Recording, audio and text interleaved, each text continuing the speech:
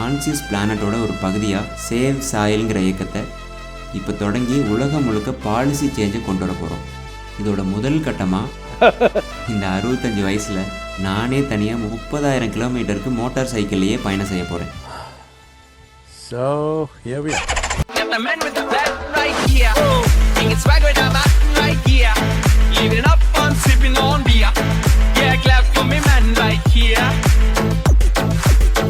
Hey, no matter what they say.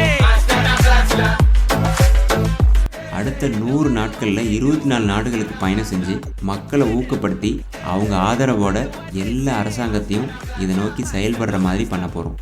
March 21ஆம் தேதியிலிருந்து அடுத்த 100 நாளைக்கு இந்த முழு உலகமும் ஒவ்வொரு மனிதனும் தாய்மண் பற்றி தான் பேசணும். சாயில், சேவ் சாயில்ங்கிற வார்த்தைகள் எல்லா காதுகள்லையும் ஒலிக்கணும். அப்போ தான் இந்த முழு உலகத்துக்கும் புரியும், தாய்மண் தான் நம்ம உயிருக்கே அடிப்படைன்னு. Hey, no matter what they do. Rhythm.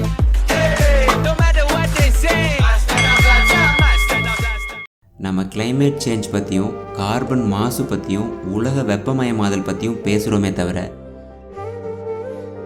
நம்ம தாய் மண்ணை கைவிட்டுட்டோம். மண்ணுங்கிறது பல கோடி நுண்ணுயிர்களுக்கும் விலங்குகளுக்கும் தாயாக இருக்குது. நம்ம மண்ணோட வளத்தை நாமளே நாசமாக்குறது ஒரு இனப்படுகொலைக்கு சமம். உலகத்தில் இருக்கிற ஒவ்வொரு நேர்மையான சயின்டிஸ்ட்டும் யுனைடெட் நேஷன்ஸும் என்ன சொல்கிறாங்கன்னா, இந்த பூமியில் இன்னும் 80லேருந்து 100 தடவை மட்டும்தான் விதைச்சா செடி வளரும். அப்படின்னா 45லேருந்து 50 வருஷத்துக்கு மட்டும்தான் நம்மளால் விவசாயம் பண்ண முடியும். இதனால் 2045 40% உணவு உற்பத்தி குறைய போகுது இப்போதைய உற்பத்தியிலேருந்து. இது மட்டும் இல்லாமல் மக்கள் தொகையும் 1000 கோடியை நெருங்க போகுது. அடுத்த 25 வருஷத்தில் வரப்போகிற உணவு பஞ்சமும் அதனால் மக்கள் பட போகிற கஷ்டமும் நம்ம கண்ணில் பார்க்க முடியாத அளவுக்கு கொடூரமாக இருக்கும். இந்த உணவு பஞ்சத்தால் பல நாடுகளில் சிவில் வார், உள்நாட்டு போர் வந்துடும். இந்த எல்லா பிரச்சனைக்கும் காரணம் மண் படுகொலை. எப்போ இது தொடங்குச்சு? நம்ம தாய் மண்ணுக்கு என்ன தான் ஆச்சு? நாம் என்ன புரிஞ்சுக்கணும்னா, மணலில் இலத்தலை இருக்கிற ஆர்கானிக் கலவையை சேர்த்தா அந்த மணல் காலப்போக்கில் மண்ணாக மாறும்.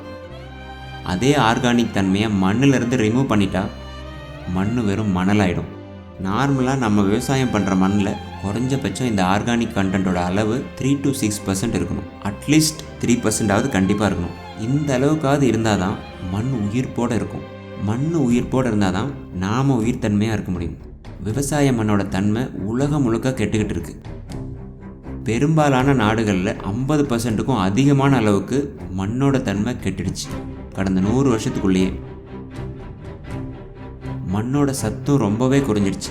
இதனால் மண்ணில் விளையிற உணவோட சத்தும் 100 வருஷத்துக்கு முன்னாடி இருந்த அளவை விட இப்போ 90% குறைஞ்சிடுச்சு.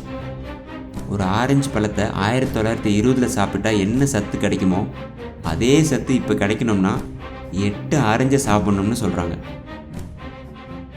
இந்த நிலைமையில தான் இப்போ நம்ம ஃபுட் இருக்குது. மண் தான் இந்த பூமியில் அதிக உயிரினங்களை கொண்ட ஊடகம். பல பேருக்கு இதை பற்றி தெரியறதில்ல. 1 டீஸ்பூன் மண்ணில் இருக்கிற நுண்ணுயிர்களோட எண்ணிக்கை இந்த உலக மக்கள் தொகையை விட அதிகம்.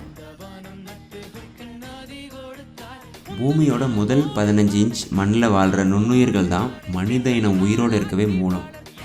நம்ம கால்கடியிலேயே இருக்கிற இந்த அற்புத நுண்ணுயிர்கள் தான் பல உயிர்களுக்கும் தாய். பூமியோட இந்த முதல் 15 இன்ச் தாய் மண் தான் இங்கே வாழ்கிற 70% உயிர்களுக்கு அடிப்படை மூலமாக இருக்குது. நம்மளையும் சேர்த்து தான் சொல்கிறேன்.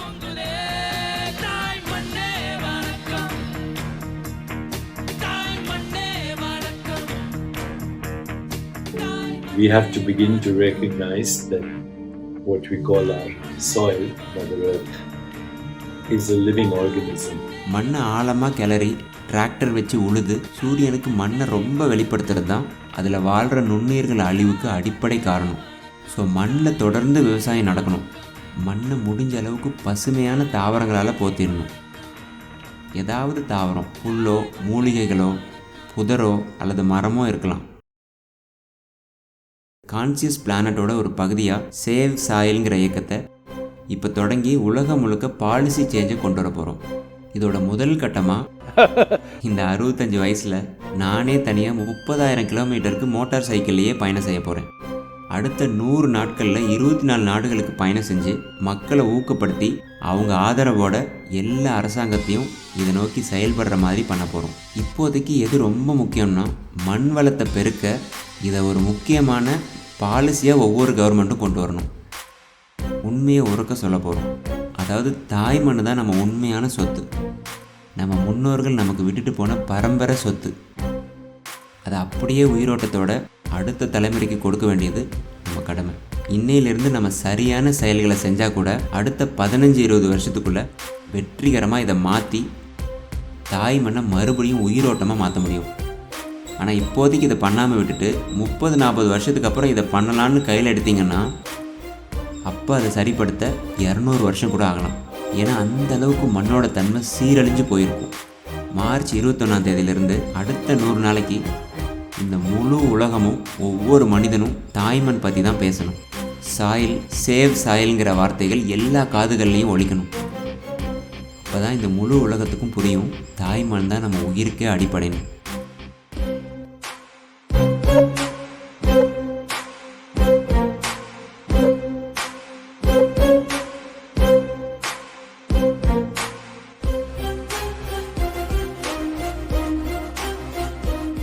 நீங்கள் ஒவ்வொருத்தரும் இதை எவ்வளோ பேருக்கு எடுத்துகிட்டு போக முடியுமோ தயவு செஞ்சு அவ்வளோ பேருக்கும் எடுத்துகிட்டு போங்க. நிறைய உலக தலைவர்களும் செல்வாக்கு மிக்க மனிதர்களும் ஏற்கனவே இதில் பார்ட்டிசிபேட் பண்ணுறாங்க. நீங்களும் இதனோட ஒரு அங்கமாக நின்று பெரிய மாற்றத்தை ஏற்படுத்தணும்.